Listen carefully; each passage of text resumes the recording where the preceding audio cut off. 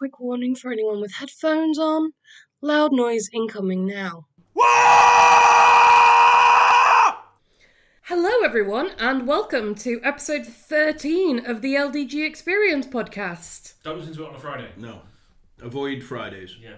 Well, for this episode. Yeah, just pause it and watch it tomorrow. Yeah. If it's Friday. If it's Friday, just leave it till tomorrow. Sorry, we're just Carry on. there. Today we're discussing orcs. Yes. With a C or a K? Because that's important. With a C. With a C. Orcs with a C. Orcs with a C. Or the greenskins. The greenskins, yes. Yeah. To make it a bit easier. Yeah. Okay, so as a bit of an aside from the last episode, we've actually found out how to say hello to our Filipino watchers, listeners. Watching soon. Yeah. Soon. Hopefully, TM, if TM. Watching soon. But Pete's got some new gear. I do. but I've been reliably informed that saying "Cómo estás?" Yes. Hello. is hello or how are you? It's kind of like a hello. It's a greeting. They don't really have a hello. It's basically a sup. Yeah, pretty much. Yeah. We also have gained listeners in Poland, Hey. which is insane. We are actually international now. We are very international because we've got the Philippines, which we appreciate. Indeed. Poland, which is less than 1%, which I'm not sure if that means there's like one guy. Yeah, one person, or if it's like less than 1%. That implies there's 100 people, more than 100 people are watching. Yeah, it does. So, thank you. Thank you for that. Yeah. But yeah, so we're in Australia. Good day. Yep. Canada. Go on, Pete. You do it better than me. Hey, hello there. What's all this about? What's this about? Ice hockey, beer, and snow. Moose. That was it. Moose. Moose. If you're in America, hello. If you're in the UK, hi. Hello, good evening. And this is the BBC. Yeah. We hope you're all enjoying your cup of tea and saluting the picture of the king. Yeah. I also have a comment to put to you guys that we got on YouTube, our first YouTube comment. Yes.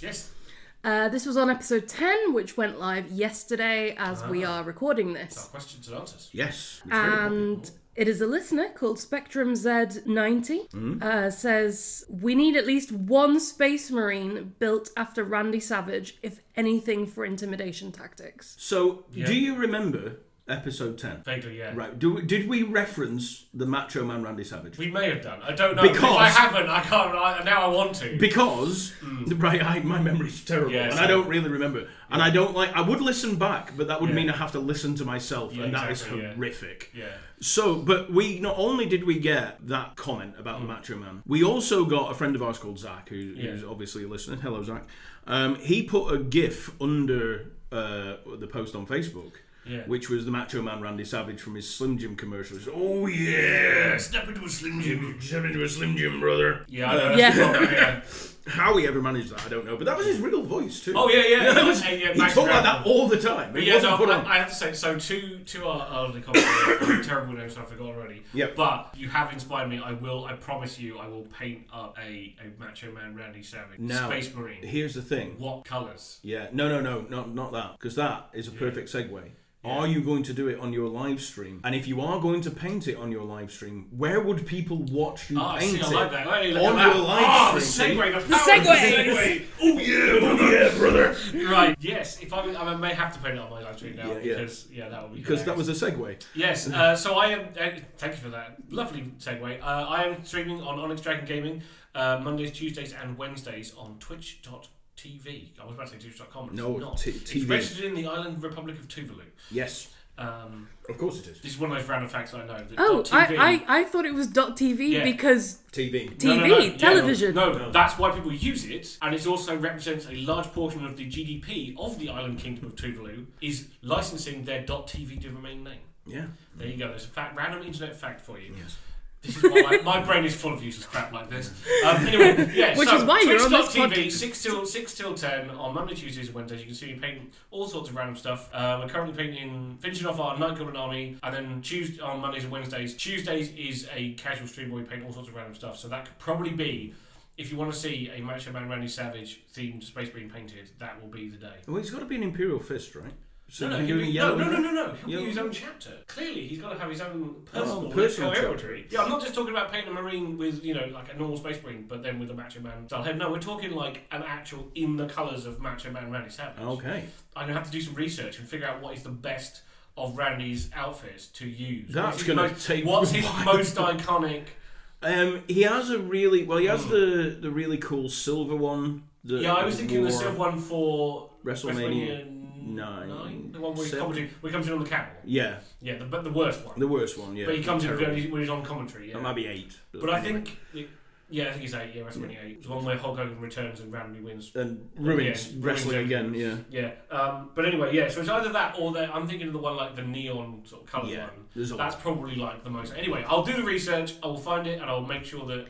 Well, if you send me a list of options, maximum 7, I can put a poll up for it on the episode that is going out next Monday at the time of recording. That's true, we can do that. I'll send you some pictures of Randy Savage, and we'll pick one, and I'll use that as the basis to make a Space Marine sergeant or character. I can't add pictures, unfortunately, but... I'll find a pic. Yeah, we can put some on Facebook. Well, I'll send you the pictures and you can read the colours out. Yeah. We can find Pete Onyx Dragon Gaming on Instagram, Facebook, Twitter, yes, and of course, we're all good social media sold. Yes. Twitch and also YouTube. Yes. In fact, we can schedule it so that we do a poll on Facebook, on both of our Instagrams, and on the podcast. Yep. Yes. And if it all goes live, if we coordinate and it all goes live at the same time, my word, we can do like a proper poll. Yes. Yeah. You can vote 4 times. Yes. So yes, you can find Pete Onyx Dragon Gaming on all good social medias where they steal your personal information. And if I needed to get hold of some new Space Marines to be able to build and paint, where would I get those? You could get them from Lazy Dragon Gaming, which you can find on all good social media at Lazy Dragon Gaming, which is Instagram. We're not on Twitter anymore, are we? I don't think. There is a Twitter account, but we cannot access it. So we're not really on Twitter anymore. It's floating in the void. We are on YouTube, Lazy Dragon Gaming. You can find us. We've got the upload for this podcast, and we are also uploading some Lorcana stuff as well. So if you're interested in that, you can do that. But mostly Facebook and mostly Instagram for all of that stuff. And of course, on Twitch, which will be coming soon, starting next month, which will be April at the time of recording. Which is LD Gaming Live, because somebody stole it. Somebody stole LDG and Lazy Dragon bastards stole it. Oh, here we go. My sticky notes have loaded. Oh, excellent. So yeah, you can find us on there. I will be streaming Lorcana, and Evie will be streaming knitting. So it's a bit of an ASMR. So you can sit and listen to Evie knitting and relax. I kind of look at it like watching a fish tank. Chill out and or you can learn to knit with Evie. She will be doing that, and she'll be knitting all sorts of... I will be going through different techniques. It'll be relaxing. Yes. I'll make sure that I use my most soothing and relaxing voice. I'm not very relaxed anymore. I've said it before, ASMR creeps me the heck out. And I'll be going through different techniques. I'll do step-by-steps on everything you need to know, from casting on to Intarsia, where you use multiple colours, Fair Isle. I'm still very much learning these techniques as well, so we can learn together. Yeah, and neither me nor Pete understood a single word of that. As with all hobbies, it has a lingo, all of its own. Yeah, it's got its own stuff. Right, do you want to try and say hello again in Filipino or whatever? Yeah, Filipino. Yes. Kumusta manga ga ibigan. I will have butchered that, and I apologise. But we tried. Yeah, right, we've wittered long enough. Yes. Well, let us do what we are here to do, which is to discuss the history of the greenskins in the Old World. Orcs with a C. Yes. The non-fungal variety. The non-fungal variety. It's an important difference. So, this is all Imperial calendar stuff that I've got in front of me, which will give us a rough timeline of what's going on. Related to the birth of Sigmar, indeed. Is the 0. Yeah, the 0 year, which shows circa minus 10,000 years before the birth of Sigmar. Way back in the distance. In distant times, the shamans tell stories that Gork and Mork fell from the sky to populate the world with greenskins. It's important to know that, of course, that orcs cannot read or write. So this is oral history of orcs. Yes. And that's how they tell their creation story. Where they came from and how they came about, no one knows. I believe when this originally was written that they were the same orcs from 40k. Yeah, because that was before they retconned it, right? Into being... So they never actually went back and said this is how they actually came about, because they were the old world. Everyone is just like a lot of things with fantasy worlds. The races just exist. Yes, there's no and they evolved from this weird monkey thing, and it's just elves, dwarves. We just take for a fact that elves, dwarves, goblins, orcs. These things are just there. And then some of the elves go nuts and become dark elves. Yeah. That's usually what happens. Yeah. But so basically that's how the orcs tell their story. They basically, Gork and Mork fell from the sky and greenskins. Yes. Then nothing happens until minus 1578 of the Imperial calendar, where the night goblins discovered madcap mushrooms. Oh dear. And fed them to squigs. That's the greatest army was ever born. Yeah, and fed them to squigs, turning them crazy and, destroying some dark elves. So you're saying that before this, squigs were these gentle beasts just made of teeth and legs? Yes, apparently so. You were just, look at these, I can just picture this now, just caves full of squigs, just ambling about gently, just quietly bumping into each other, just making weird little noises. Just happily. They were ferrets before someone gave ferrets caffeine. And then all of a sudden they were like, hey, I wonder what would happen if we fed one of these mushrooms to one, and then they just started ricocheting off the walls and eating anything that moved. Yep. They all got the munchies real bad. So now I really want a unit of mellow squigs. Just ambling around. Licking stones. And probably. Quickly to summarise though, night goblins are regular goblins that live underground for so long that they don't like sunlight. Yes. That's pretty much the only difference between a regular goblin and a night goblin. Yeah. You also have forest goblins. Yes. And the difference, of course, being that forest goblins live in forests. Yeah. That's the three clans. They're like the three major varieties of goblins. And hobgoblins, which are kind of a separate species. Yeah, they leave them alone. They belong to the Chaos Dwarves. And yes. I don't they're excessively Mongol. Yeah, I don't like Chaos Dwarves. No. We've covered this. Yes. Spit on you. But, yes, a squig is basically now the mushrooms in 40k. Are they mushrooms in? No, they're not. They're just a kind of orc. Are they an orc or are they some random species?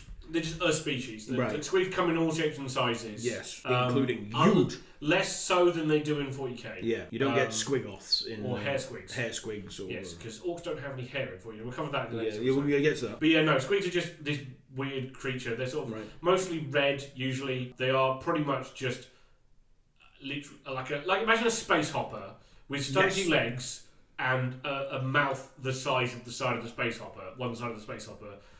That's what a squig is. And the mouth is full of razor-sharp teeth. Oh, yes. And they don't really think very much. Not a lot of thinking goes on in the squig. No, they're very bouncy as well. Obviously, that's why you get, like, squig hoppers. Yes. In one of the major regiments for night goblins. They literally ride them like cavalry, vaguely. They kind of vaguely point their squig in the right direction-ish. And hope for the best. Yeah. And hope not to get eaten. That's in the games I've been playing of Old World so far, they are utterly lethal. Yep. If they hit things, they will just eat through them. They are horrific. The night goblins on the back are just irrelevant. They're just there for vague steering purposes. Moving on, minus 1500. The elves abandon the old world, and the dwarf empire is ravaged by earthquakes, volcanoes, and eruptions, which I believe is the fault of the Skaven. Probably Skaven. Sounds like a Skaven I think thing. it's a Skaven thing. I think it's the end of the War of the Beard, I'm assuming. Yeah, that is then the end of the War of the Beard. Because that's when the elves are like, fuck this, we're off home. And this is... What else are like, nah, mate. Trees. This is where the elves, not the elves, the orcs and the goblins sort of go running roughshod over everything. Yeah, because they kind of exist mostly in the old world. If you've ever seen a map of the old world, there's like a big mountain range called the World Edge Mountains. Yep. Which is sort of the bit that sort of delineates like the Europe equivalent from the Asia equivalent. Yes. And that's roughly where most of the big orc tribes live, is in the World Edge Mountains. They tend to come down out of the World Edge Mountains to, ravage and pillage and do stuff. Yeah. And other, pseudonyms for the word pillaging. Yeah. This is the start of the Goblin Wars, and the first dwarven hold to fall is Karak Ungor. Oh, yes. Which is now renamed ever after as the Red Eye Mountain. Yes, because it's where the Red Eye tribe of goblins make their fortress. In 1499, minus 1499, which is 1500 years before the birth of Sigmar, the lower levels of Karak Varn are flooded in earthquakes, and the defending dwarves are overrun by night goblins from above and Skaven from below, the first mention actually of Skaven, making it the second dwarf hold to fall, and henceforth is known as Cragmere. Yeah. Worth noting that a lot of the dwarf holds that fall in this time period are still not back in dwarven hands. No, I don't think any of them are. No, they've retaken a couple. Yeah. I think. They've made a few expeditions. Yes. Obviously, we haven't got to the most famous one yet. Not yet. 1498, Orc warlord Angor Foespike ousts dwarves of Urkrund within the Dragonback Mountain and establishes Mount Bloodhorn. Elsewhere, the watchtowers of Mad Dog Pass fall to the Greenskins. Yep. 1457, the dwarf gold mines of Mount Gumbad fall to the Bloody Spear Night Goblins, who hold them against treacherous attacks from the Red-Faced Goblins. So, as with all Orcs and Goblins, they fight each other quite a bit. 1387 to 1367 is the Silver Road Wars between the dwarves and the Goblins. Yep. Mount Silver Spear falls and is renamed Mount Grimfang. And I think we retake that one later. I think that's one that comes back. The one that gets taken back and then taken over by Neferatu. Oh, maybe. Because it might be the Silver Pinnacle. Yeah. Oh, yes, I think it could be. I think you're right there. That's just me putting two and two together. Yeah, I think that's what that is. Possibly. Yeah. Maybe not. Thunder Mountain erupts in 1250, 1230, dislodging many trolls and prompts the dwarves to call the Troll Wars. Yep. Trolls not being a greenskin but allied with them. They're allied with them, yeah. Three. They come in. Well, you get the three main varieties of troll we have in Warhammer are your basic troll, your common troll, your river troll, which obviously live near rivers, fishy like. Yes. River troll hag is a spellcasting river troll. Yeah. Right? Massive. And then you have my favourite, which are the stone trolls, which are like their backs are all stony and. Yeah. They're the sort of classic ones, you know, the blue ones with the big noses and the big ears. They're now Troggoths, I believe, for Age of Sigmar. Yes. So if you are new and you've not heard why they're called Troll, they're now called Troggoths. For legal reasons. For legal reasons, yes, indeed. Because Trolls is too generic. Yes, you can't copyright it. Yeah. In 1245, a dwarf offensive clears out many greenskins and after much hard fighting regain control of the World Edge Mountains between Karakardin and Mad Dog Pass. Yay. They begin rebuilding but are outraged by the many despoiled tombs and strongholds of their ancestors. In 1200, the great necromancer Nagash excavates the Cursed Pit, and the orcs and goblins flee west to avoid him, but a lot are killed because Nagash does not like orcs and goblins. He doesn't like anything with life. No, he doesn't like that. Cardrin Redmane in 1185 leads an expedition from Zufbar to retake Carrick Varn. Yep. Many on both sides are slain. Fighting nears the lake edge, and mutated monsters burst forth to feed upon its combatants. I didn't know about this bit. Yeah, there's a lot of like older history. Very old history. There's a lot of like, and then they try to take it back and then they failed or succeeded, and then they took it back and took it back and took it back. There's a fight between the early human civilizations in 1175. Oh, that's Strigos. Strigos, yes. Yes, which is the Strigoi vampires. Yeah, and a lot of ghouls end up coming. That's where most of the ghouls end up coming from. Because it says here that an ancient necromancer who found the crown of Nagash helps the humans send the goblinoids fleeing into the Darklands. Because the crown of Nagash will come back relevant to the orcs and goblins. It is relevant. I'm glad I didn't skip. I'm glad you spotted that. I nearly skipped over that one. Cardrin Redmane is killed in 1136 fighting orcs while transporting some gromrels some places. I'm speeding through this bit because I'm trying to get to the first of the named characters, basically. Mine is Athausen. Big War sweeps out of the Badlands. It's relevant because it's the first mention of a war. Yes. Now, a war is a gathering of many orc tribes under one leader. Yeah, they kind of fight each other for a while, and if one big leader emerges and basically convinces them all to go one direction, this is what's known as a war. Yep.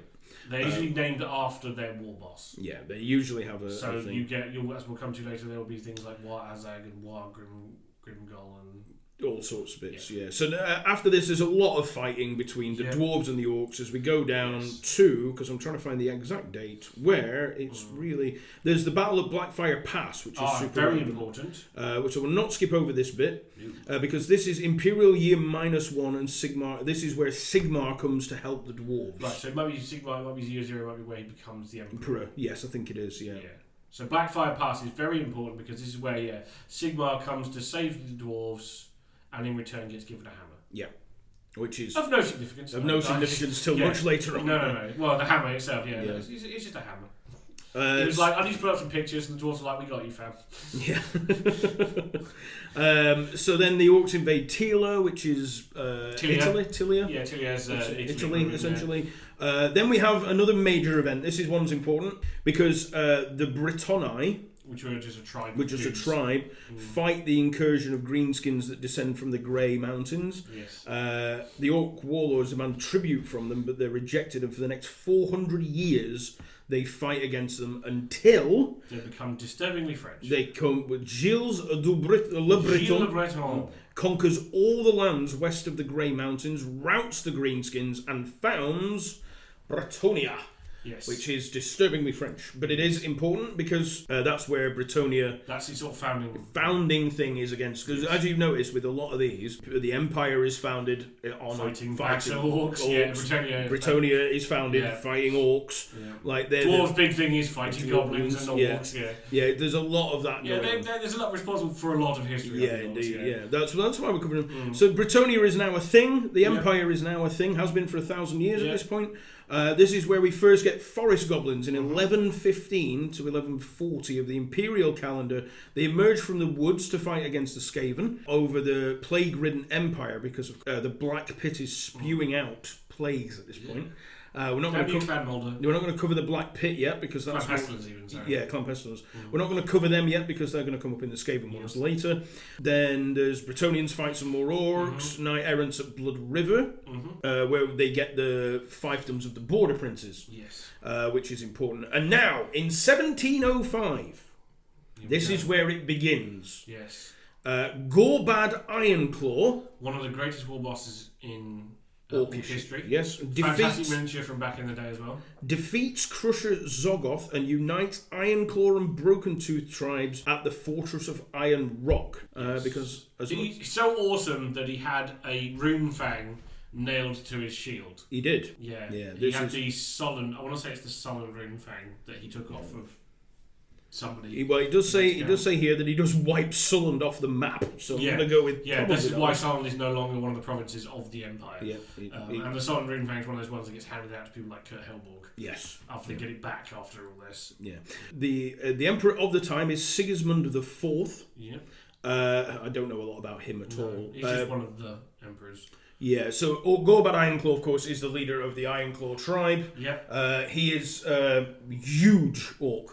Yes. Now, this is a thing. In 40k, the more orcs fight, the more powerful they get bigger. Yes. And they don't ever stop growing. No. If they keep going and they keep going, that's why orcs used to be the size of titans. Yeah, that's why you get big-ass orcs. Yes. Is this the same? No, it's not the same. No. Okay.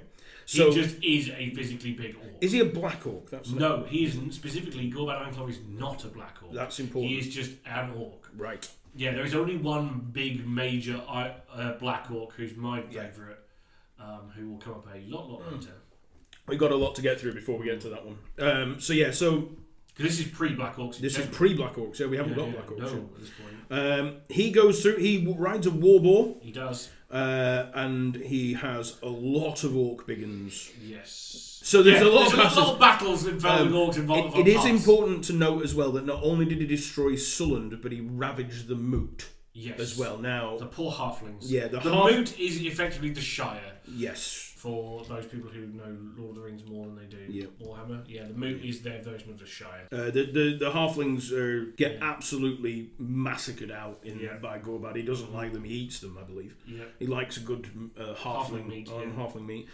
He also also ravages Nuln, which is huge. Because that's one of the three major cities of. Well, 4 major cities of the Empire. Yeah, so Nuln is famous for its guns, right? Cannons later on. It's where the big engineering guild is. Yeah, it's the engineers. Mm-hmm. Then he destroys Null first.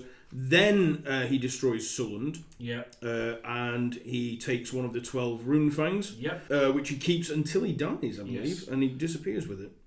Which is found a lot later on. So one of the big reasons that I think he loses is this is kind of the drawing in of the Reichsguard, the Knights Panther, the Knights of the Blazing Sun. Major knightly orders come together. and they are facing off against boar It's got a boys. massive cavalry battle Against forest goblin spider riders, orc boar boys. I think the biggest cavalry battle we're likely to see. It's the cavalry equivalent of like Kursk. Yeah, it's a lot of them. Gorbad wins this big cavalry battle and lays siege to Altdorf. Now, Siege of Altdorf? No, not again. Not again.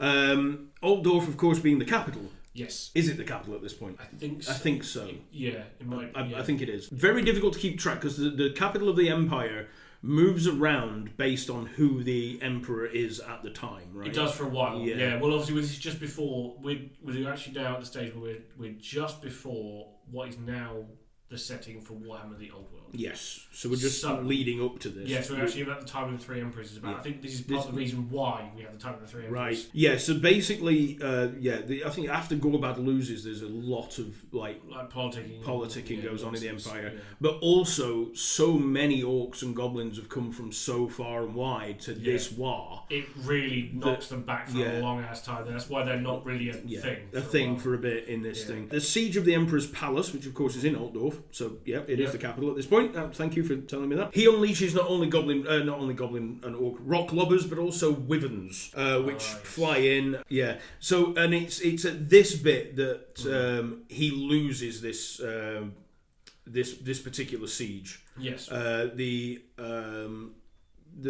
knights and all the returning imperial forces that are because they're like shit. Yeah. This is they managed to break Gorbad's siege. Yeah. Mostly because the enraged Reich Guard after they've killed the emperor, the wyverns have killed the emperor. The Reichsguard go batshit insane and just hack them to bits. And when they see them die, they're like, "Oh shit! The secret weapon has been exposed." Yeah, orcs they're very powerful when they're winning, but if you can break their will, which is relatively easy, if you can sort of kill the big boss or something like what they think is the most powerful thing, then they kind of go crap. We shall go away and come back again. We'll go away and come back. They're easily startled, but we'll be returned in greater numbers. Yes, the siege is broken. Gorbad, his war breaks apart, leaving only the initial two tribes of the Iron Claws and the Broken Teeth, along with some goblins who are too scared to run away,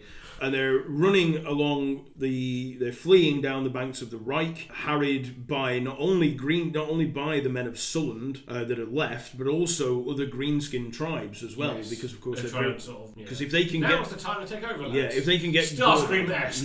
and that's when the Battle of Blackfire Pass happens, where the dwarf army from the king of Kaza-Akarak, they were like, bit fewer orcs now. Let's get a bit of revenge for all your looting and pillaging. They could have got away all the time. They've got short legs. It takes them a while. Yeah, it took them a while to get there. But of course, Gorbad hacks his way through, and Gorbad is surrounded by dwarves and is cut down by said dwarves at the Battle of Blackfire Pass. A lot of the major battles that involve orcs all happen in passes. Yes. Blackfire Pass, Skull Pass. Mad Dog Pass. We'll skip forward. The Bretonnians declare an errantry war. Would you like to tell the listener what's an errantry war? So that's basically it's a bit like a crusade from that era of history.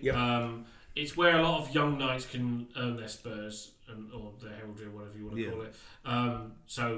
Basically it's effectively a crusade. Right. But that's a loaded political term, so they call and also references religion and things like that. So it can happen. So this is they call it an errantry war because it's the king basically says, look, if you guys all band together from all your various dukedoms and go through the whole realm and do a thing, you will earn glory and honour, etc., and become full-fledged Kniggets. Yep. And in this particular instance, it was an errantry war against orcs to clear out the orcs of Bretonnia. If it's green, kill it. Kill it. Yeah. Unless it's a tree, in which case they're our friends. Yeah, they'll leave them alone because the elves get upset. They get angry. Yeah. So then we go forward. There's a great war against chaos in 2302. Yes, the one that we're building up to in the Old World with Azavar Kul. Yes, indeed. And that pushes a lot of greenskins out of their northern settlements down. But some tribes do fight alongside them, apparently. I didn't really think they did that a lot, but apparently they did. Yeah. We have the Siege of Monte Castello, which 500 mercenaries hold out against 10,000 orcs. Yes. And then My second favourite of all the Goblin and Orc Warlords is next. 2420 to 2424. Yes. Grom the Paunch of Misty Mountain. Actually, this is a little nerdy fact for you. It isn't Grom the Paunch. It is Grom the Paunch of Misty Mountain. Yes. Is how it's supposed to be pronounced. It's not Grom the Paunch. Yeah, there should be a comma there, that is never put in this particular. But he is Grom the Paunch of Misty Mountain. Yes. Yeah, but there you go. Famous for having a cardboard cutout in the 4th edition box of Warhammer. Really? It's Eltharion versus Grom the Paunch. And we didn't get a model. We did get a model eventually, but in the box. This is back in the day where you get a bunch of models and then you get like the card. Oh, okay. So you get a card Eltharion on his Griffin, and you got a card. I think it might have been I think it would have been the Wyvern, the old Shaman on Wyvern. But the point being is there was a point where you wouldn't get everything. It's like Wolf 40k had Space Marines and then a cardboard dreadnought. I see. You didn't have an actual dreadnought in the box. Awesome. But yeah, this is the same campaign. The 4th edition box set is the campaign of Grom versus his nemesis, which we'll come to shortly. Shortly, yes.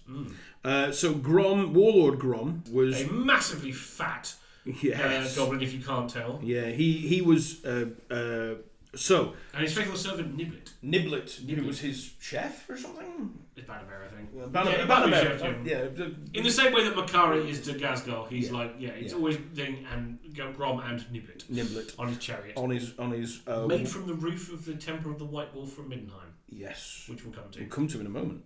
But we need to set up why Grom, the Paunch of Misty Mountain. See how I punctuated that correctly. Also known as Grom the Fat. By the way.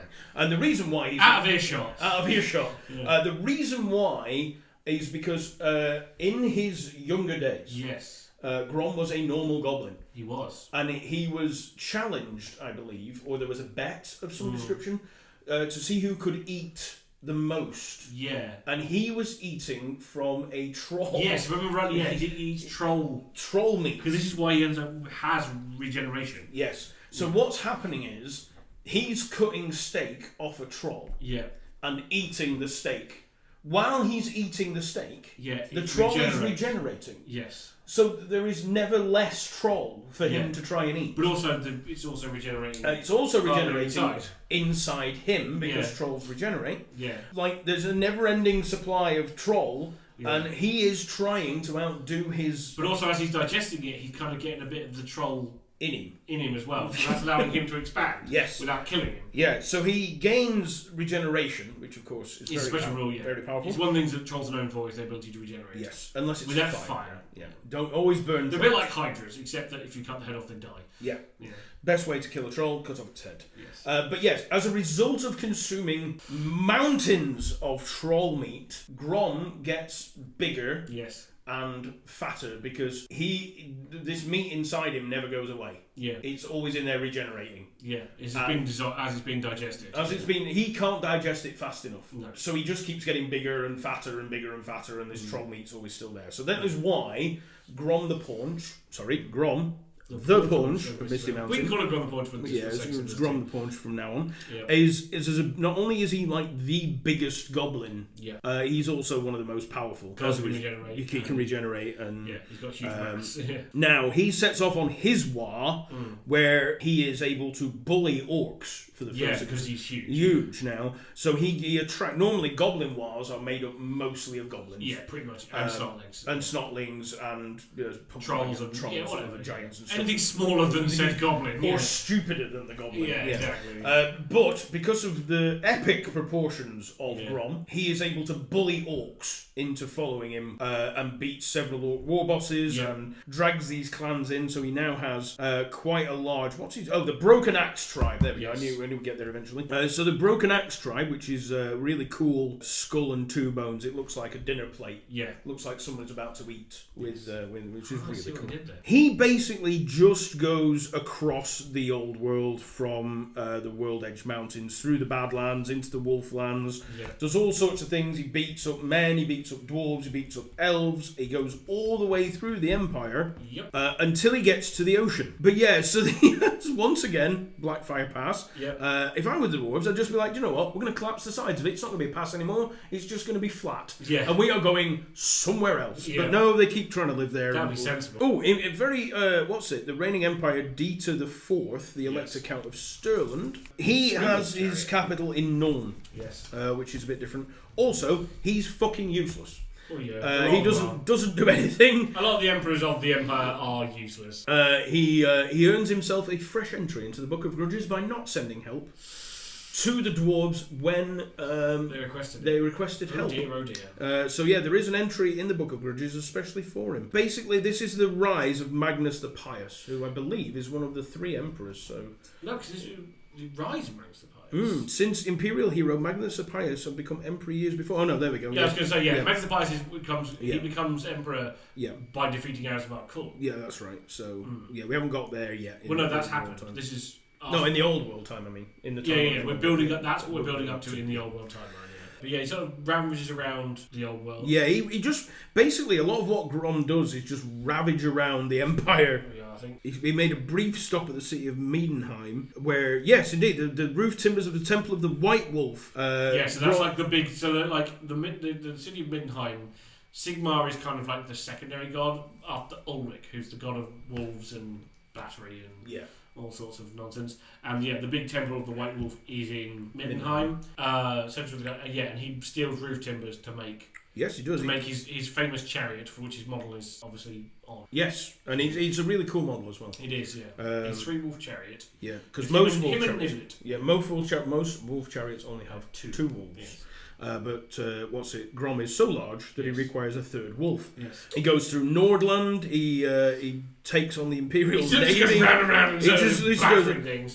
So then he goes into Bretonia because why not? Yeah. And then the most important part of this is he gets to the end of the Empire essentially, which is through Bretonia, out the other side, and comes to. He's kind of battered everybody in the old world. He's like, well, shit. Where do we go from here? And he wept as he had no more lands to conquer. And then he realised, wait a minute, no, there's some on the other side of this sea. Hang on a moment, I can smell elves over there. Yes. So he builds I'm loath to say fleet of ships. He builds They load orcs and goblins into float and set off across the sea to the High Elven Empire of Uthwan, where apparently there are hundreds of these. They refer to them as ramshackle vessels, but I don't actually think that covers it.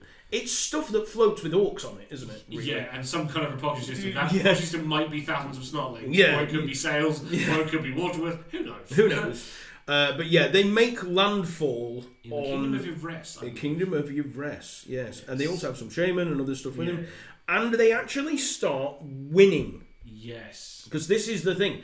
I don't believe anybody has invaded Uthwan that wasn't a dark elf. Or chaos. Or the chaos. But this hasn't happened for a long time. This is the first orc invasion, And it hasn't happened for a long time at this point. Like, not even the dark elves really try anything. Also, specifically not on this side of Ulthuan. Yes. So Ulthuan's like a crescent shape. Yes. Facing down. And most of the sort of invasion-y bits happen on the sort of top left bit. Yes. Because that's where, like, the Dark Nagaroth is that way. And Chaos is that Chaos way. is all that way. And that's where all the big mountain fortresses, Dragon Gate, Unicorn Gate, Phoenix Gate, are all built, so you can't get into the inner kingdoms because it's like a big set of mountains that run around the majority of the middle of the continent, which separate the outer kingdoms from the inner kingdoms. But most stuff, nothing's really happened on this side. Yeah, the bottom they're right. just kind of like, they're not peaceful, but they're just sort of like. Well, it's Bretonia, isn't it? What? Opposite them is Bretonia, and the old world. And the old world in general. People who are less disposed to go, hey, let's invade the Elf Kingdoms. Yeah, like if the Chaos Lords came down through Keslev into the Empire, beat up the Empire and Bretonia, and then decided to come across. I would imagine that the High Elves would have been doing something about it before they got through Bretonia. Most definitely. So they're not really expecting any of this. Yeah. So none of this is really expected when hundreds of thousands of goblins and some orcs, and a wyvern. They come back again. Specifically, wyverns, by the way, ladies and gentlemen, in case you've been watching Hollywood movies. Wyverns are Smaug from the movie The Hobbit. In that film, he is a wyvern. Yeah, so or the a difference wyvern, between a wyvern and a dragon is a wyvern has 4 limbs, 2 of which are wings, or forearms. A bit like a bat. Yes. A dragon has 6 limbs. It has 2 front legs, 2 back legs, and a pair of wings. So every time you see, this is the same thing with Game of Thrones. Yeah. None of the dragons, in inverted commas, in Game of Thrones are dragons. They're all wyverns. And it bothers me greatly.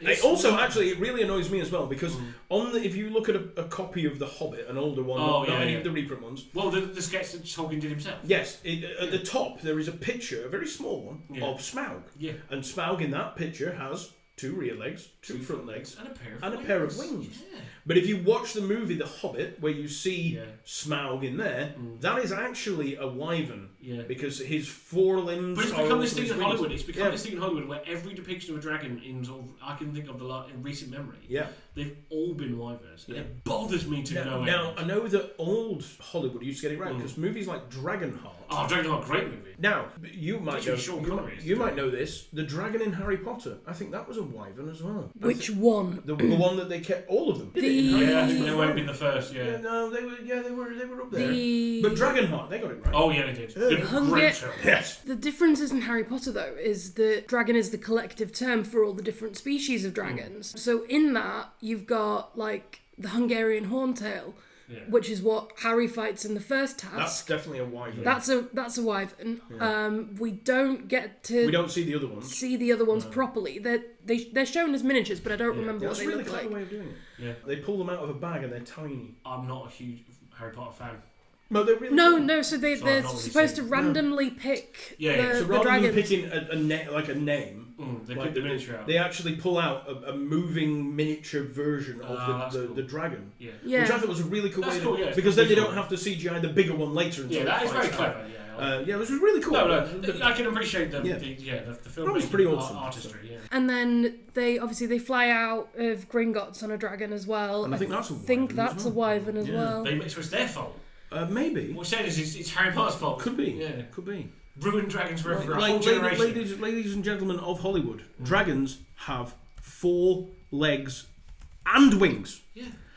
It's not hard. See your local heraldry book for details. Look at anything throughout fucking history and start getting... And I don't care if you think, it's more zoologically appropriate. No, I'm not bothered. No one cares. It's a dragon. Yeah. The epitome of fantasy, people. Yeah. It's not for me, this is like the whole elbow spike argument that John Howe had with Weta Workshop when he designed the Fell Beasts. Oh, yes. They've got elbow spikes. Yes. And he's like, because he's an amazing comic artist, and he's like, and he knows loads about armour and things, and he's been fighting with them about, they've designed some armour, and he's like, but that's not how armour works. Yeah. And then he designs this creature with these big elbow spikes, and the zoologists amongst them are going, but that's not how creatures work. And he's like, shut up, it looks cool. And I think that's the end of the day.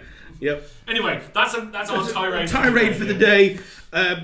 Basically, Grom invades Uthwan and does very, very well. Yes, I think his shaman goes around and starts messing with the what they call them, the waystones. The watchstones. The watchstones, yeah. These are the waystones around Ulthuan that control the vortex of magic. That stops chaos. Yeah, from just pouring through and so you start messing with that. Yep. It starts, So it says here that basically his shaman starts buggering. Well, it doesn't say that. I'm gonna paraphrase. Obviously, starts buggering around with the watchstones. This is the 4th edition box set. This is the sort of the contents of the 4th edition box set. Effectively, this is the Shaman on Wyvern versus Eltharion the Grim. Yep. And the Eltharion the Alright at this point. Yeah, maybe the Eltharion. Eltharion, he's psychologically stable. Each of these magical man-eaters had been carefully set in the ground and surrounded with spells of protection. Their job was to capture and drain the fell magics of the world that, like a whirlpool, were drawn swirling into Uthwan. That's the big vortex in the middle. Yep. So wherever you see anything to do with Ulthuan, especially on games like Warhammer Total War, which is a fantastic game, Yeah. you go to Ulthuan and you see this big swirly thing above Ulthuan, and that is essentially drawing the excess magic out of the world that stops chaos really getting a foothold. Like, it can wax and wane, as we said before, but the thing that stops literally demons popping up anywhere they want, anytime they want, is the fact that most magic has been drained from the world. Yes. And this leads, of course, to the final battle for Grom, which I believe is the battle for Tor Ivres. Which is the capital of Ivres. Yes. Guarded by the warden of Tor Ivres. Who is? Eltharion the Grim. Eltharion the Grim. Well, no, Eltharion. Eltharion the mentally balanced. Yeah, he's perfectly fine at this point. Yeah. And, of course, Eltharion doth win upon his griffin. Yes. He is only actually a captain at this point, by the way. Yeah, he gets appointed. He gets appointed the warden of Tor Ivres after this. Yes. Yeah, but I think Grom had killed his family or his dad or something in a horrible way and taunted him about it, and this made him grim. Yes, but he does ride a griffin, which is cool AF, as he came hurtling down from the skies. Yes. And laid thus waste to, first of all, the shaman. Yeah. To stop them fucking with essentially blowing up the... blowing holes in our shit! Yeah. And then, of course, reinforcements arrive, and Grom disappears. Yeah. He is not. This is no longer profitable. No, and he is off. But he isn't dead. Now, I think by the time we would have got to where me and you, where I started playing at sort of 5th edition, I think he probably was by then dead. Yes, because technically this makes him a historical character. This comes back to my argument about the old world and its point funky in history. timelines. Yeah, because there's been characters from throughout Warhammer history have existed. Because obviously Gorbad's a miniature in 40k. He was dead before this guy. Yeah. We've got Grom. We haven't come to Azag yet. No. Again, he's dead. He's dead, in the point of view or timeline of old Warhammer. Yes, indeed. So, yeah. So, bit of thing. This is the first one, actually, where we've got a bit of kit for them. Yes. He does have an axe called the Axe of Grom. Yep. And it's known as Elf Biter, because he does particularly... It does. And it is particularly effective against that pointy-eared race. Yes. I think it had like some rerolls plus extra damage against stuff. He doesn't like elves. No. And then, of course, the lucky banner. Yes. Wielded by... Niblet. Yep. It's the lucky banner that he waves around on the back of the what's it. And I believe that gave him a reroll of some description. Something like that. Yeah. Although Grom has been defeated, and by Imperial calendar current date, he would be dead. That isn't the end of the orcs and goblins on Ulthuan. No. They are still actually there. Because... Yeah, again, they're hard to wipe out totally. It's very difficult to get rid of, but they are not a force. No, they're just an annoyance. Yeah, they're one of those roving hazards. Yeah, they're not. There's a lot of in Warhammer World. Yeah. So up to present day, we've got Skarsnik of the Crooked Moon tribe, my favourite. Master of Carrick 8 Peaks. Carrick 8 Peaks, and the warlord of Carrick 8 Peaks. Yeah, the current warlord. So I actually know Skarsnik's story, so you will actually notice I'm not going over to the other pages. Here we go. Yeah. So Skarsnik was a Crooked Moon goblin. Night Goblin. Lived under Carrick 8 Peaks. Yes. Because Carrick had fallen thousands of years ago to combine Skaven. Yeah, Skaven and Goblin. And it's been fought over by all three of them ever since. Yeah, I actually think there's a middle tier with dwarves in it. There's like a small outpost they're kind of trying to take back. Yeah, and then you've got goblins on one side and Skaven underneath. Yeah. And they kind of... Yeah, it's basically a constant three-way fight for thousands of years. Yeah, so now he is a nobody goblin. Yeah. It's not important at all. When he comes across in the caves, as he's sort of doing some bits and pieces, he comes across a small squig, and this small squig has got something wrong with it. I do believe it's supposed to have something rammed in its paw. Yeah, the classic thing. Yeah. And Skarsnik takes pity on this squig and helps it and nurses it back to health. And then off it goes into the wilderness. Now, as this is going on, Skarsnik basically gets discovered by, I believe, Skaven, and starts like having to run through all these previously unknown to him ways of Carrick 8 Peaks, because it's a massive dwarven citadel. It's got tunnels. Basically in contents of an entire mountain. Yeah. And he starts running through, and as he's going through, he's kind of going, I don't know where I am, shit. He gets captured, and he's a slave for another tribe for a long time. When a new goblin war boss takes over, decides that he's sick of Skarsnik raising rabble amongst the slaves and the underlings. He's had enough of Damn communists. and he's going to feed him to the squigs. Ah. So they hurl in the goblins that they want to get rid of into the pit, and Skarsnik gets hurled in, and there before him is this enormous cave squig. Just absolutely the biggest cave squig you've ever seen. And a gigantic cave squig. A gigantic cave squig, if you will. And this cave squig pounces on Skarsnik, and he thinks, well, oh well, it's been a good life. So I go, yeah. And it gives him a big lick. Yeah, big slobbery kiss. And it's at this point that Skarsnik realises that all these years ago, this is the same squig that he saved. Yeah, and lo, was his generosity repaid. Aww. Not only that, but now he's got an enormous cave squig. And Rwingy! That goblin over there tried to feed me to it. Yes. So guess what's going to happen now? Yeah. Basically, Gobbler is the name of the cave squig. His name subsequently, yeah. Yes, he's named after that. But I think he gains his name mostly because he eats other squigs. He eats other goblins. He eats anything that isn't Skarsnik, basically. Yes. Because him and Skarsnik are very good friends. Very good friends. But he eats this warboss. Yep. And Skarsnik gets promoted. So now... Because that's how that works. That's how that works. So now, basically, he goes back to the Crooked Moon tribe with his new, slightly smaller fat friends, and expresses to the war boss of the Crooked Moon tribe that perhaps Skarsnik and his good friend Gobbler should be in charge. Yeah. And the goblin in charge of the Crooked Moon tribe disagrees strenuously. Yes. So strenuously... After a long debate. Yes. So strenuously, in fact, that mysteriously his head falls off. Yeah. And lo, into Gobbler's mouth. Yeah. It just tripped and that's how it happened. Yeah. And now Skarsnik finds himself the head of 2 tribes. And there, of course, is the start of Skarsnik's rise to power through the thing. The ability to have his friend eat people. Yes, pretty much. But he is very smart. Oh, no, he's very cunning. He's a very cunning goblin, and he is very, very famous for leading dwarves and Skaven into traps and ambushes.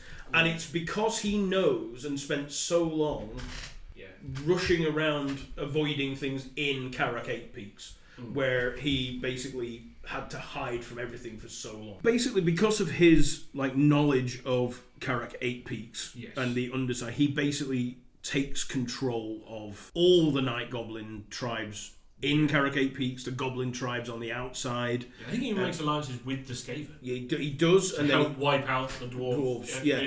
He's good at brokering deals that benefit himself, and then obviously backstabbing people. Of course. In the process of all of this, he does find, or is made for him, I don't know which way around it is, but a magic squig prodder. Yeah. Now, squig prodders are used by squig herders to gently encourage squig, and they're basically a trident, essentially, aren't they? Yeah. Sort of like a somewhere between trident and a man catcher type thing. And they're used to gently probe squigs into the direction of the enemy. But Skarsnik's is magically enchanted now. I don't know whether he finds that or it's made for him. I think it's made for him, because he's obviously a big squig herder, effectively. Yeah, so him and Gobbler, they're still alive in what would be modern era pre-end times.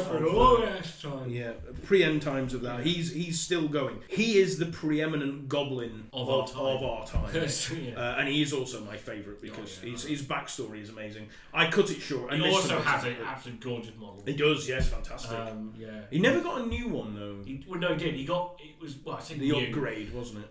He had a more modern version when they did the orcs for Skull Pass and then Night Goblins. He got the big model because he had a small model from 5th edition era, 4th edition era with the Gobbler was a separate little model on 25mm base. Yes. 20mm base. Sorry, and then Gobbler got an upgrade because Skarsnik and Gobbler are on a very large base that sits in the front rank of a unit. It takes about it's like a 60 by 40mm base, so it takes up a lot of space. Yeah, Gobbler does the fighting, Skarsnik does the thinking. Yeah, exactly. It's a good partnership. It works. It works really well. But there is no end of Skarsnik because Skarsnik is still ticking around if you disregard the end times. Yeah, because it never happened. Because it never happened. Next up, the Battle of Jaws. Skarsnik orders a dwarf army from Karak ambushed in Mad Dog Pass. Gorfang Rotgut, the chieftain of the orcs of Black Crag, loses his eye in the fierce fighting, and a loose alliance forms between Gorfang Rotgut and Skarsnik. This is an old 4th edition model, Gorfang Rotgut. It's very old. Never got updated, ever. Gorfang Rotgut, who is an orc war boss of the Broken Tooth tribe of Black Crag, which is a dwarf hold, once known as Carrick. What does that say, Pete? Carrick what? Draz. Carrick Draz. There's bits that you never pronounce, and I'm never sure which one's which. Skip past this bit very quickly because Gorfang doesn't really do a lot, as far as I know. He was just a special character you could have. Yeah, he's not really a big one. Things that he's done, he attacked Barak Var, which is the coastal... Yeah, it's like their big coastal fortress. Coastal fortress of the dwarves. Their navy, where the big dwarven ironclads and all that sort of stuff are made. And he attacked Karak Asgul. Yep. He acquired an unreasoning hatred of the dwarf race, which, as far as orcs are concerned, is unreasoning a word you would ever use? Because do they ever reason? Because normally they don't really hate. They're just orcs are just we're here to kick ass and take names. Yep. We don't really get angry at anyone as such. Right. They're not like, you are an ass, I'm going to kick your teeth in. So yeah, and also they don't tend to, their big enemy, orcs, tends to be more humankind, you know? Right, okay, Yeah, I guess that. Whereas goblins tend to be the main antagonists for dwarves. Right. So having an orc war boss who's specifically I hate anyone under this height. So Gorfang, in his hatred, this is the bit where it sort of is the antithesis of his hatred. During the siege of Barak Var, he ordered the severed heads of dwarf captives catapulted over the walls and into the city. So that's how much he hates them. He attacked Karak Azul. He broke King Khazador's into his throne room and captured many of the Dwarf Lord's kinfolk. Because Khazador, again, was another old character from the 4th edition. Yeah, he was a big one. The Dwarf Lord's son was not taken captive, but was shaved. Yes, the ultimate. And his head tattooed with a crude orc glyph representing Gorfang. Yes. So, to dwarves, your beard and the length thereof is particularly important. Even in a fight to the death, you would not mess with another dwarf's beard. No, that would cause... So to shave... Because not only is it going to make that dwarf hate you forever, it's going to make probably the entire dwarf race hate you forever. Yeah, so he is, not happy. No. And then I believe, he at one point Gorfang sought out the Skaven army of Queek Headtaker, who were locked in a battle with some dwarves. He hoped to best the warlord in single combat and thus assert his dominance as the greatest warrior of the region. At first he found him disappointed, having to fight his way through the verminous horde in search of the one foe who he could face in a challenge. I'm going to skip through all this. He basically, he fights Queek Headtaker for who hates dwarves most, because of course Queek Headtaker the official challenger who hates dwarves most. And then I believe they fight themselves to a standstill, and neither of them wins. Declared a draw. Yeah, declared a no score draw basically. Gorfang fights Queek Headtaker, and it is in fact mostly a no score draw. Although Queek does get the upper hand at one point and stabs him with something. He thinks he's won, and Gorfang just laughs at him. And he's like, nah, mate, we're not done yet. Oh, no. But at this point of the fight, after they carry on their fight a little bit, Queek does a bit of a runner, because obviously Skaven, he's like, well, I've stabbed him and he's not dead, so I'm going to piss off somewhere else. Victory, bye! Bye! Yay!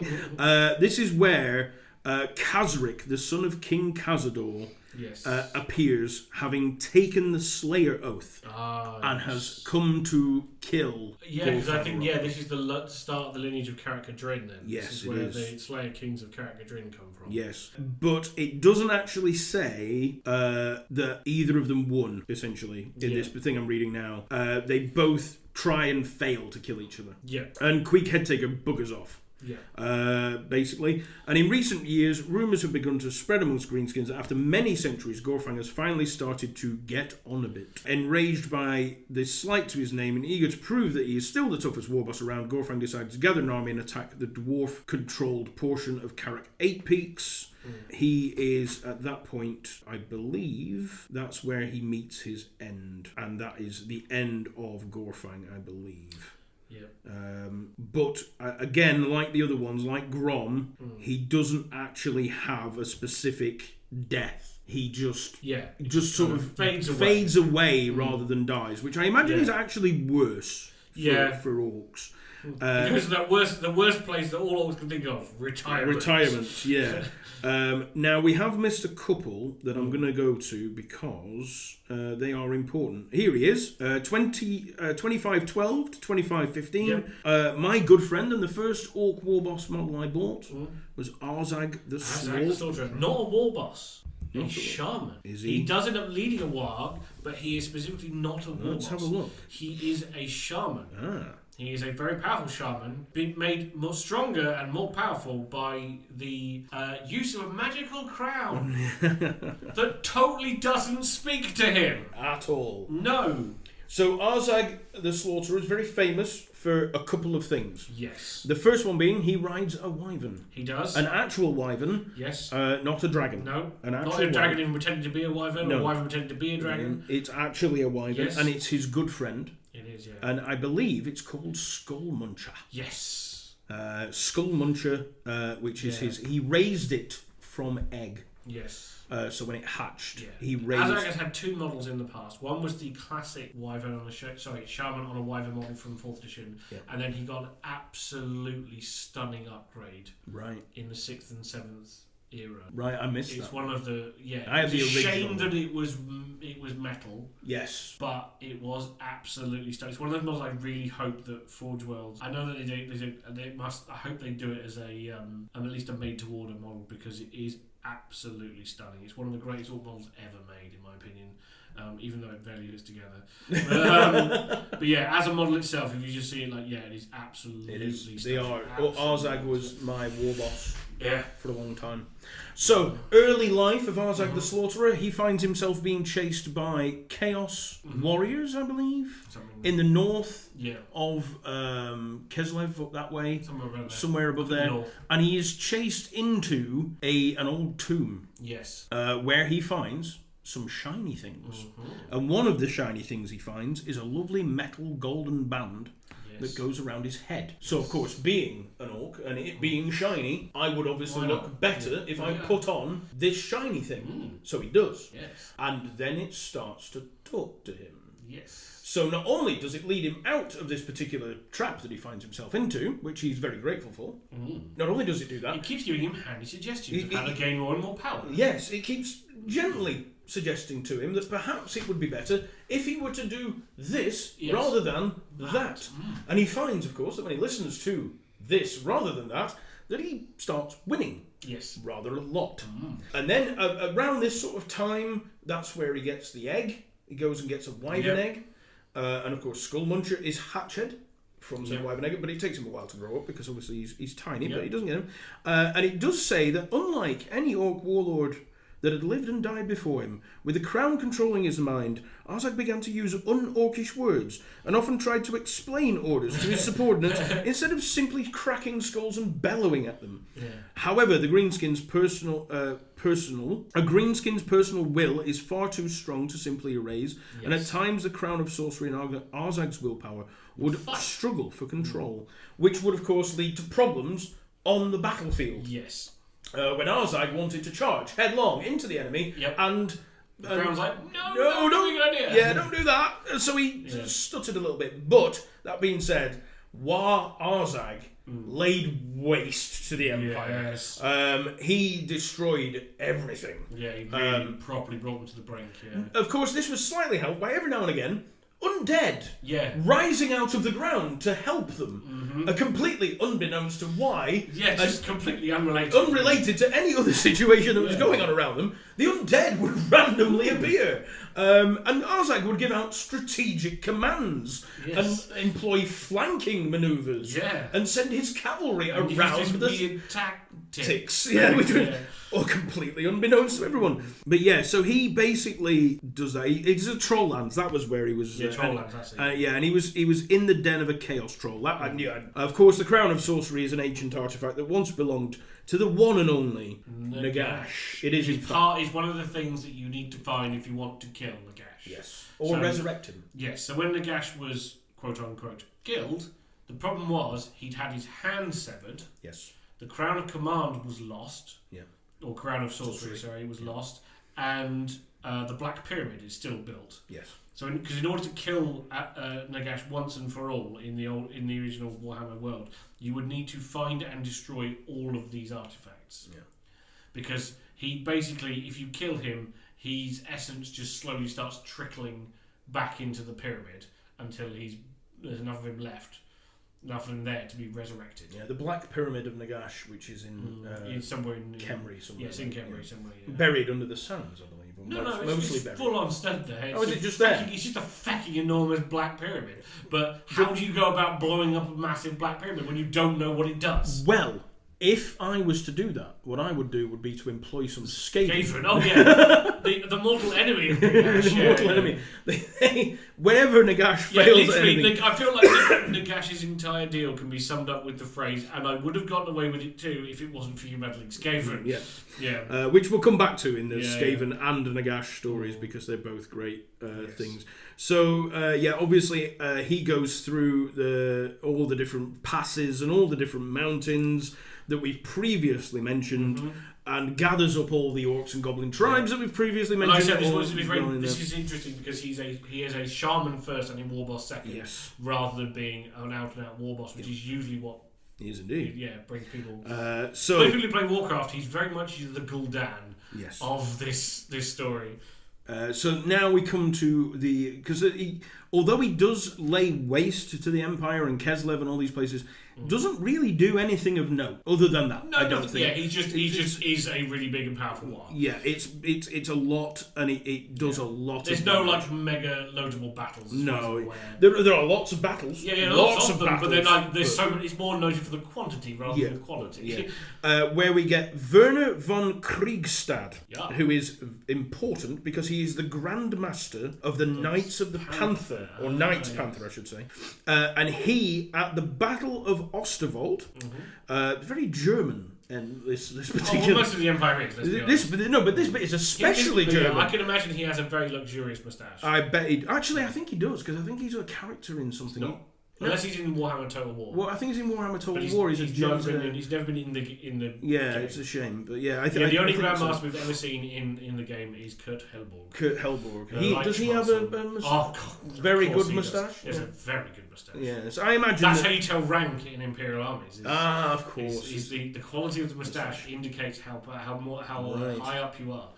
So, it's weird because Karl Franz doesn't have one. That's how powerful he is. He doesn't need any kind of facial hair. No. He's that good. He's the other way. He doesn't need his moustache. That's how powerful he is. Yeah, so at the Battle of Osterwald, the Knights Panther countercharge Arzag because he's ordered all his Warboy riders and everything else to charge.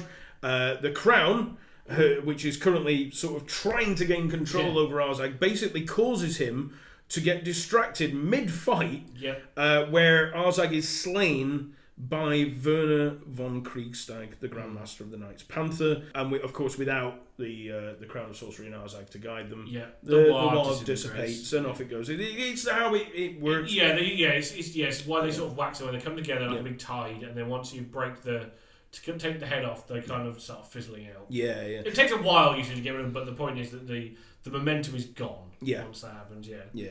So, the Crown of Sorcery, though, which is an important artifact, it's really, really important, is taken by the Grand Theologist. Theogenist, I should say. Yes, Theogenist, not theologist. Theogenist. Back to Altdorf, where it's placed in a vault of Sigmar, buried under the and kept forever. Indeed. He does have some kits, Arzag's Ard armor, which is just some magical armor. The Crown of Sorcery, which is of course the important part and the main reason. I believe, if I remember rightly, they gave him extra magic. He did. But also gave him the stupidity special rule. He did. Because as he fight with himself. Yeah, I think it had something to do with. I think they changed it over time. I think it had something to do with if he failed to cast the spell. With it. Yeah, he might give. Then he goes stupid and doesn't do anything. Because he's arguing with himself. Yeah, he basically has arguments with himself. Well, that brings us actually up to date. Well, with one exception. With the one possible exception. Yeah. And the reason I say possible is what we've covered so far has all been orcs and goblins. Yes. We have not covered the slightly different black orcs. So, to cover for everybody very quickly, black orcs are a creation of the Chaos Dwarves. They are bigger, stronger, darker skinned, hence the term Black and Orcs. smarter. And much to my chagrin, smarter and more militaristic. Yes. And this is the bit that I do not like about them. They coffer to orcs and goblins in the old rules for things would suffer something called animosity. They would fight anything, including themselves or the lads next to them. But if you put a Black Orc boss or a big boss, he wouldn't stand for it. He wouldn't stand for that, and they would lose that rule. And I personally believe that takes away from why you would play orcs in the first place. I like to have Black Orcs in my orc army, but as a unit, with a Black Orc boss in them. Rather than putting the Black Orc... Like I said, the more gamey amongst people would put Black Orc bosses in every unit. Yes. So they wouldn't have to worry about animosity. My thing is, I like the idea that I've got this... These are the biggest, toughest orcs around with the war boss. Yep. They're his sort of bodyguard. Because obviously this is where it comes into one of my favourite characters, Grimgor Ironhide. Yes. Who is like the last of the big war bosses. This is the last and one. his Immortals, with a Z, yes. was his like personal unit of Black Orcs. And I much prefer that view of them, where they're just in a big block together. And they're just like, well, we're going to do our thing and we're going to hope the rest of the army does its thing, but we don't really care. Yeah. Well, I guess it goes to like... We've spoken so many times about orcs being like the comic relief of the comic relief army, where you just want to play the game and have a bit of fun and create some neutral and that create some like really crazy situations. Yeah. But I guess if you put a Black Orc in every unit, it kind of then takes a lot of that away. It becomes more of a serious army that you might want to take to a tournament. Like I said, I'm personally not a fan, but Grimgor Ironhide is one of my favourites. I believe he came out of the waste. Like basically, he came out of the Blasted Wastes. The Blasted Wastes, yes. With this group of orcs known as the Immortals, and they were like the single toughest. But not, even amongst Black Orcs, they are tougher and more and harder than any Black Orcs that have gone before them. Yeah. He came out of the Blasted Waste, which is in the very north. Which is where the Chaos Dwarves dwell. Yeah, they're sort of near Zagrund, I think it's called, or something. Yeah, it's been a while. Zagrund or something. But so they're up there. They are making their way down. They go through the World Edge Mountains and they just lay waste and conquer all the greenskins. And then they get to Carrick Cardin, where they... Carrick Cardin, which is where at the time the Ungrim Iron Fist. Yes. And the Slayer hold. Yeah. My favourite dwarf, by the way. He's awesome. So that's where they fought countless battles. Yep. And Grimgor won all of them. Yes. But he couldn't get the hold, basically. No, he could win, but he couldn't. He won the battles, but never won the war. No, so he's just like, sod it, let's move on. So he basically just goes, he's smart enough to be like, this is enough. We'll just go somewhere else. We'll just go somewhere else. So down Peak Pass into Keslev. I think that's kind of his signature. Is he kind of goes places, because I think if I remember rightly, we're going to find out in a minute. But I feel like he ends up with like two places. Yeah. I think it's like Hell Pit and somewhere else, where he sort of has campaigning seasons, where he's like, we'll batter these buggers during the summer, and then we'll feck off over here and batter the crap out of these guys. He just uses that as a way to build up his strength and forces. But we'll come to that. Yeah, so he basically goes into Keslev after it comes down Peak Pass and into Keslev, where again he's just endless. Everybody's killed. Destroys 3 Keslevite armies. But as he approaches Kislev itself, the Katarin, the Ice Queen, basically summons this enormous blizzard, and thousands and thousands of greenskins just freeze to death. Yeah. He brings his shaman up, dispels it, and then he just leaves Keslev and buggers off because makes his point and then leaves. Yeah, makes his point and buggers off. Back to the World Edge Mountains, trying to find someone to fight. Basically, comes to Carrick Ungor, beats up the Night Goblins there for a bit. Down the World Edge Mountains and into the Empire in the spring and summer of that year, where he would then just lay waste to those until he in the winter he goes back into the dwarf hold of Carrick Ungor and beats up Skaven for the winter, because he doesn't want to fight in the cold outside, so he goes into the mountain and beats them up instead. He takes over the Red Eye clan, and then he goes to fight Clan Moors and Clan Mulder Again, in that sort of area, fights a load more, gets bored, wanders off somewhere else. Yeah, there's literally he never loses as such. He just goes up and moves on to something new. Yep, so he gets bored of that, goes from Karak Ungor to the World Edge Mountains to slaughter some more Skaven. He's getting a bigger and bigger war at this point through the World Edge Mountains, where there's a big tunnel they're going through. Collapses on top of him, loses loads of them, doesn't care, carries on to the Hell Pit. Yes, the lair of Throt the Unclean. Throt the Unclean, the and master moulder. Yes, and it's the Hell Pit is like the big fortress of Clan Moulder. Yes. So this is where they make all their rat ogres and their abominations and all that sort of thing. With Grimgor getting super close, Throt unleashes rat ogres for the first time. Yeah. Gathers his strongest rat ogres. I do appreciate, not for the first time, just sends loads and loads of them. So all these larger and larger and more horrific beasts, and Grimgor's like, this is freaking ace. This is brilliant, let's have some of that. So at first they get driven back a little bit, but then Grimgor himself comes up and just starts wailing on rat ogres, thinks it's a fantastic time for everybody to do that. Throt then, of course, confronts him, gathers up his most dangerous creations, march out to face Grimgor, but he'd already buggered off. Yeah. Throt was like, cool, that was enough. Something else. So Throt basically then decides he's going to unleash these mutants that he's just made to try and fight this guy, and decides, well, why not? We'll send them at the Empire then. Yeah. So he launches his own invasion of the Empire at that time, mostly brought on by the fact that he had nothing else to do. And then he's off back to the World Edge Mountains. He didn't even realise that Throt was pissed off.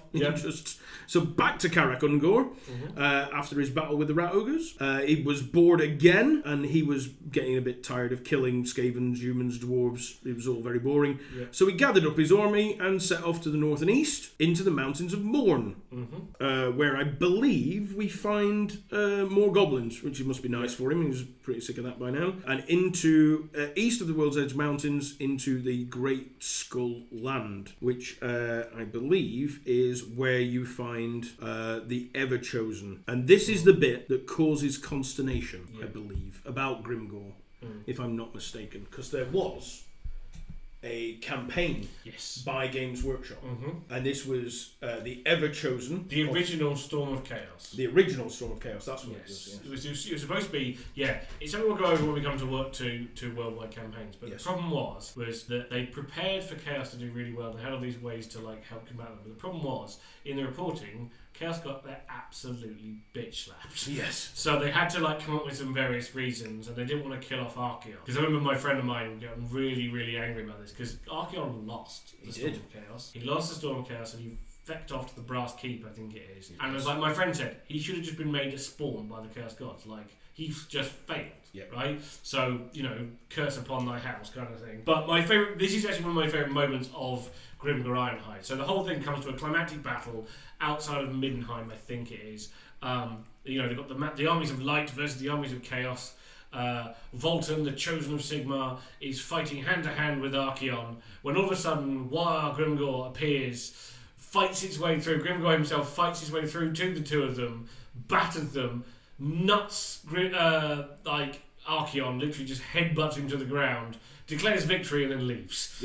Because that's Grimgor's thing. He's like, cool, I've achieved what I want to achieve, I've proved I'm the best, I'm out. Peace. Peace. See you later next year. See you next time, See you next season, Bring me better enemies. That's his whole thing. I think that I don't know whether you told me, and it was like an embellishment of it, but it's been stuck in my head ever since. That basically, as you've got this epic clash between the forces of light and dark, Voltan and Archeon, the Ever-Chosen, that Archeon gets a sneaky hit in Voltan, where he sort of falls.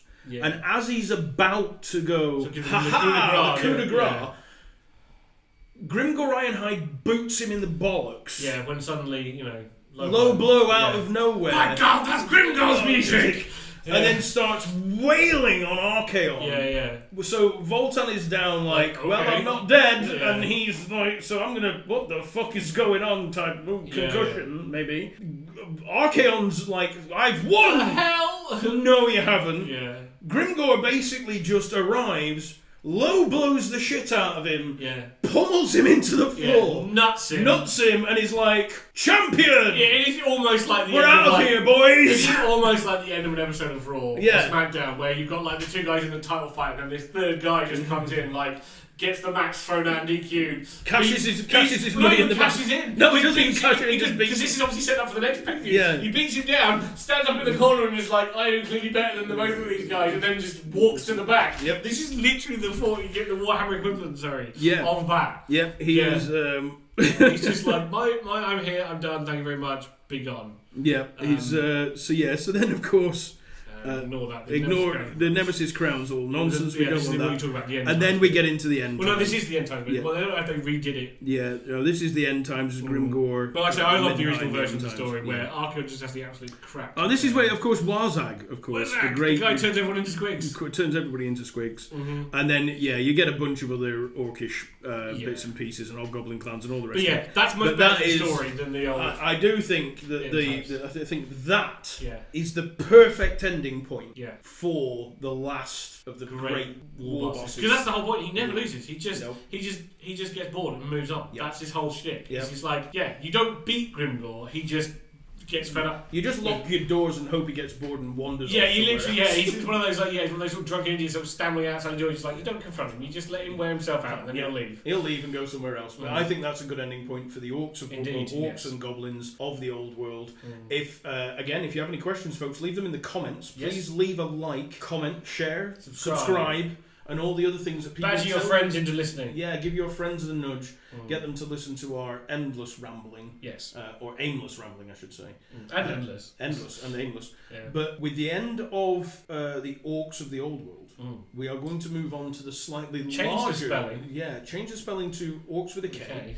Move on to the 42nd and previous millennia to the orcs of 40k. Oh, that's gonna be which is going to be great because there are some really good ones. I know quite a bit about some of them. Yeah, and a few good tangents like Gorkamorka and all sorts of the really cool stuff that 40k. Boomdaka Snazwagon. Boomdaka Snazwagons. Yes. And other great orcish inventions. Shock attack guns. My personal favourite. Very good. The bubble chucker. I do like a good bubble chuck. Megatruck Scrapjet. Yep. Yeah. And the Rocket Truck Squig Buggy. Rocket Truck Squig Buggies and all. We're just talking about just was named Wag. But so that is that we're going to leave that there. Like I said, please like, comment, share and subscribe to every one of the social medias that we have mentioned today. Leave any questions that you have in the comments on the videos on YouTube or on whichever one of the Spotty, Amazon platformy things. Yeah. We hope you all have a wonderful week. Indeed. It's goodbye. Next time. Yeah, it's goodbye from me. And it's goodbye from him. And it's also goodbye from her. Goodbye. Just a quick warning for anyone with headphones on. Loud noise incoming now. Bye folks, take care.